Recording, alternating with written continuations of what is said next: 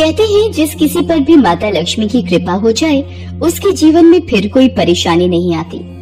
माता लक्ष्मी स्वास्थ्य, संतान, धन, वैभव तथा सौभाग्य प्रदान करने वाली देवी हैं। वो जब किसी मनुष्य पर अपनी कृपा दृष्टि डाल देती हैं, उस मनुष्य का जीवन सफल हो जाता है। ऐसी ही एक पौराणिक कथा के अनुसार माता लक्ष्मी ने नौकरानी बनकर एक माली के घर में बरकत की और उसके परिवार को खुशियों से भर दिया। एक बार की बात है, भगवान विष्णु का मन शेषनाग पर बैठे बैठे बहुत उदास हो रहा था। उन्हें धरती पर घूमने की इच्छा हुई और वो अपनी यात्रा की तैयारी में लग गए। स्वामी को तैयार होता देखकर लक्ष्मी माता ने भगवान विष्णु से पूछा, अरे स्वामी, आज सुबह सुबह तैयार होकर कहाँ जाने की तैयारी में हो? देवी लक्ष्मी, पता नहीं मन कुछ उदास है, इसलिए मैं धरती लोक पर भ्रमण करने जा रहा हूँ। हे देव, आप धरती पर भ्रमण के लिए जाएंगे तो आपके बिना मेरा मन भी नहीं लगेगा। क्या मैं भी आपके साथ धरती लोक पर भ्रमण के लिए चल सकती हूँ? ठीक है देवी लक्ष्मी, पर उसके लिए तुम्हें मेरी एक शर्त माननी होगी। तुम धरती पर पहुंचकर उत्तर दिशा की ओर नहीं देखोगी। ठीक है स्वामी, मैं धरती पर पहुंचकर उत्तर दिशा में नहीं देखूंगी। मुझे आपकी शर्त मंजूर है। भगवान विष्णु की इस शर्त से माता लक्ष्मी सहमत हो गई और प्रातःकाल होते ही माता लक्ष्मी और भगवान विष्णु धरती पर पहुँचे। उसी समय सूर्य उदय हुआ था। रात बरसात होकर हटी थी। चारों ओर हरियाली ही हरियाली थी। धरती की सुंदरता को देखकर माता लक्ष्मी अत्यंत प्रसन्नचित हुई और भगवान विष्णु को दिया वचन भूल गई। माता लक्ष्मी धरती को देखती देखती कब उत्तर दिशा की ओर देखने लगी, उन्हें पता ही नहीं चला। धरती का वातावरण देखने में कितना मनमोहक है और वो फूलों से भरा खेत। ये तो कितने सुंदर फूलों से सजा हुआ है। मैं ये फूल यदि तोड़ लूं? उत्तर दिशा में माता लक्ष्मी को एक बहुत ही सुंदर फूलों का खेत नजर आया और उसी तरफ से खुशबू के साथ बहुत ही सुंदर सुंदर फूल खिले थे। ये एक फूलों भरा हुआ खेत था। माता लक्ष्मी बिना सोचे समझे उस खेत में चली गई और एक सुंदर सा फूल तोड़ कर ले आई। जब माता लक्ष्मी भगवान विष्णु के पास वापस आई तो भगवान विष्णु की आंखों में आंसू थे। ये देखिए स्वामी, कितना सुंदर फूल है। अरे स्वामी, आपकी आंखों में ये आंसू क्या हुआ? स्वामी, क्या मुझसे कोई गलती हुई है? बताइए स्वामी। देवी लक्ष्मी, आप मेरा वचन याद नहीं रख पाई। शर्त के अनुसार आपको उत्तर दिशा में नहीं देखना था और साथ ही साथ आपको ये भी सोचना था कि किसी की कोई भी वस्तु को कभी भी किसी से बिना पूछे नहीं लेना चाहिए। स्वामी, मुझसे भूल हो गई, मुझे क्षमा कर दीजिए। देवी लक्ष्मी, आपने जो भूल की है उसकी सजा आपको जरूर मिलेगी। जिस माली के खेत से आपने बिना पूछे फल तोड़े हैं, ये भी एक प्रकार की चोरी है। इसलिए देवी लक्ष्मी, आप 3 वर्ष तक माली के घर में रहेंगी। इसके बाद मैं स्वयं आपको वैकुंठ वापस बुलाऊंगा। जैसे आपकी आज्ञा स्वामी। माता लक्ष्मी ने चुपचाप सिर झुकाकर वचन स्वीकार किया और भगवान विष्णु वैकुंठ लौट गए। माता लक्ष्मी ने एक गरीब लड़की का रूप धारण कर लिया। खेत के मालिक का नाम माधव था।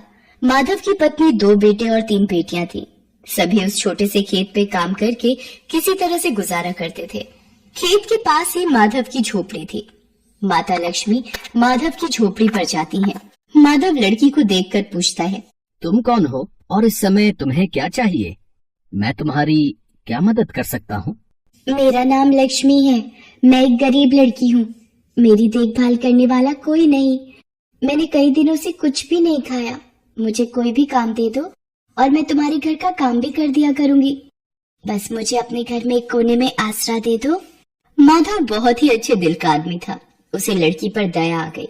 वो लड़की से बोला, देखो बिटिया, मैं तो बहुत ही गरीब माली हूँ। मेरी कमाई से मेरे घर का खर्च बड़ी मुश्किल से चलता है।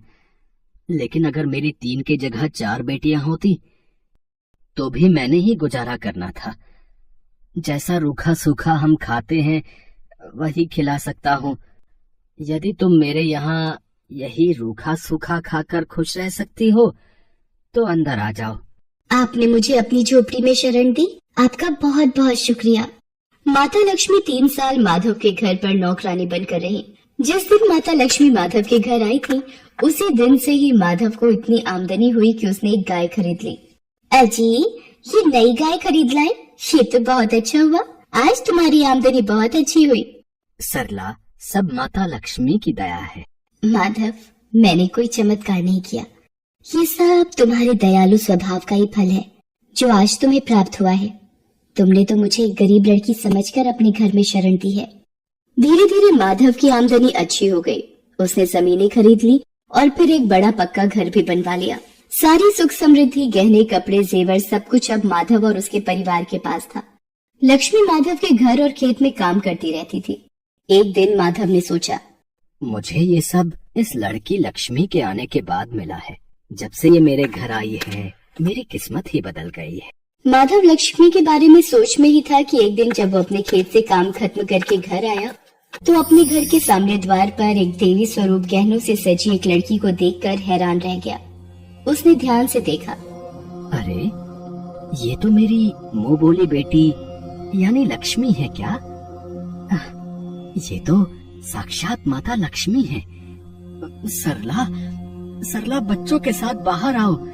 माता लक्ष्मी स्वयं हमारे द्वार पर आई है। माधव का पूरा परिवार बाहर आ गया। सब हैरान होकर माता लक्ष्मी को देख रहे थे। माता लक्ष्मी, हमें माफ करना। हमने अनजाने में आपसे अपने घर और खेत का काम करवाया। माता, हम आपको पहचान नहीं पाए। हमसे ये कैसा अपराध हो गया। माता, हम सबको क्षमा कर दो।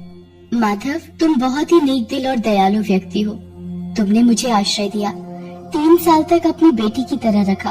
इसके बदले मैं तुम्हें वरदान देती हूँ कि तुम्हारे पास कभी भी खुशियों की और धन की कमी नहीं रहेगी। तुम्हें सारे सुख मिलेंगे जिसके तुम हकदार हो। माधव को और उसके परिवार को आशीर्वाद देकर माता लक्ष्मी अपने स्वामी भगवान विष्णु के द्वारा भेजे रथ में बैठकर बैकुंठ चली जाती हैं। माधव और उसका परिवार हाथ जोड़कर माता लक्ष्मी का गुणगान करता है।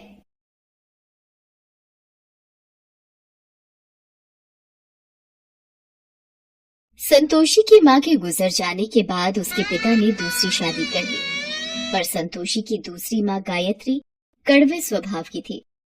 उसे संतोषी एक आंख नहीं भाती थी। एक बार जब देखो तब पूजा पाठ में लगी रहती है, जैसे भगवान गणेश तेरी ही सुनने को बैठे हैं और घर के काम मैं कर लूंगी। तुझे तो कोई चिंता ही नहीं है और तुमने बस एक गणेश की मूर्ति लाकर रख दी है और लगा दिया बेटी को पूजा पाठ में, जिससे घर के कामों से बच जाए। गायत्री, अगर संतोषी भगवान गणेश की पूजा करे तो उसमें क्या दोष? भगवान गणेश की पूजा करने से मन को शांति और सुख मिलता है। तुम भी इनका नाम लिया करो। मेरे पास और भी काम होते हैं, खाली नहीं हूँ जो तुम दोनों के साथ अपना समय खराब करूं। संतोषी बिटिया, ला मोदक का प्रसाद दे दे। मैं दुकान होकर आता हूँ। ये लो बाबा, मोदक का प्रसाद। संतोषी भगवान गणेश की बहुत पूजा करती थी और जब कभी वो दुखी होती तो उन्हीं से अपना हाल कहती। हे गणेश जी, माँ मुझसे इतना बुरा व्यवहार क्यों करती हैं? वो पूनम से तो बहुत प्यार से बात करती हैं, पर मुझे डांटती रहती हैं। पूनम गायत्री की अपनी बेटी थी और संतोषी सौतेली। ये भेदभाव हमेशा से ही गायत्री दोनों में करती थी। गणेश चतुर्थी के दिन आने वाले थे। लोग अपने घरों में गणेश प्रतिमा की स्थापना करने के लिए खरीदारी कर रहे थे। बाबा, मुझे भी गणेश चतुर्थी महोत्सव करना है। इनकी प्रतिमा की स्थापना करनी है। ठीक है संतोषी, तुम मेरे साथ बाजार चलकर प्रतिमा ले आना, ठीक है? संतोषी खुश हो जाती है और भानु प्रकाश के साथ भगवान गणपति की प्रतिमा ले आती है। अगले दिन, ये देखो बाबा, भगवान गणेश की प्रतिमा कितनी सुंदर है। हाँ बेटिया, प्रतिमा सच में बहुत सुंदर है। अब 10 दिन तक इनकी खूब सेवा करना, फिर हम धूमधाम से गणपति विसर्जन को जाएंगे। बाबा, मैं भी चलूंगी गणपति विसर्जन में। कोई जरूरत नहीं है किसी विसर्जन में जाने की, ना मैं जाऊंगी ना तू। मैं भी देखती हूँ तू गणपति विसर्जन कैसे करती है। संतोषी भगवान गणेश की प्रतिमा को भोग लगाती और पूजा आरती करके भोजन ग्रहण करती। एक सुबह, गणपति की प्रतिमा कहाँ गई? बाबा, मेरी गणेश की प्रतिमा यहाँ नहीं है, स्थान खाली है बाबा। मेरे गजानन कहाँ गए? रो मत संतोषी, ऐसे प्रतिमा कहीं नहीं जाएगी। रुक, मैं देखता हूँ। गायत्री, पूनम ने यहाँ गणेश जी की प्रतिमा रखी थी, पर अब नहीं है। मुझे क्या पता कहाँ गई, मैं ये सब देखती रही तो हो गए काम। बाबा, अब कल हम किसका विसर्जन करेंगे? बाबा, लगता है मेरे से कोई अपराध हुआ है जो गणपति नाराज होकर चले गए। लौट आओ भगवान, मेरे से यूं रूठ कर मत जाओ। संतोषी बहुत रोती है। भूखी प्यासी वो वहीं बैठी रहती है। भानु प्रकाश उसे बहुत उठाने की कोशिश करता है, पर वो उस स्थान से उठने के लिए मना कर देती है। तभी उसे स्वप्न आता है। संतोषी, मुझे भी प्रसाद का मोदक और लड्डू दो ना।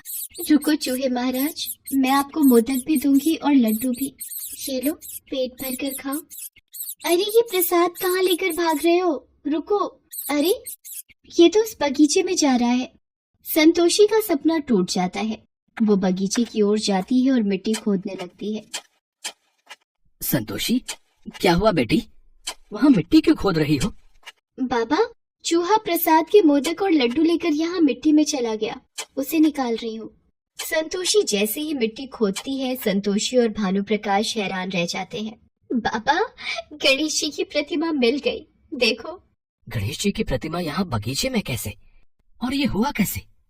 बाबा, अभी थोड़ी देर पहले सपने में एक चूहा मेरे पास आया और प्रसाद लेकर यहाँ भाग आया, और यहाँ मेरे गणेश की प्रतिमा मिल गई। गणपति बप्पा मोरिया, मंगल मूर्ति मोरिया। हे मेरे देवा, संतोषी पर अपना आशीर्वाद हमेशा बनाए रखना। अगले दिन संतोषी और भानु प्रकाश श्रद्धा भाव से गणपति विसर्जन करते हैं। जब वो घर वापस आते हैं, हे भगवान, मेरे पेट का दर्द नहीं जा रहा। जानलेवा दर्द है, कोई कुछ करो। गायत्री, डॉक्टर ने जो दवाई दी है वो तुमने खा ली है ना? अब आराम आ जाएगा तुम्हें। गायत्री का पेट दर्द बंद ही नहीं हो रहा था। सुनो जी, दर्द ठीक नहीं हो रहा, कुछ करो। भानु प्रकाश पास के हॉस्पिटल में भी दिखा कर आता है, पर सारी रिपोर्ट्स ठीक थी। गायत्री की बीमारी कोई समझ ही नहीं पा रहा था। दर्द से मेरी जान निकल रही है, मेरा दर्द बर्दाश्त के बाहर हो रहा है, मैं मर जाऊंगी जी।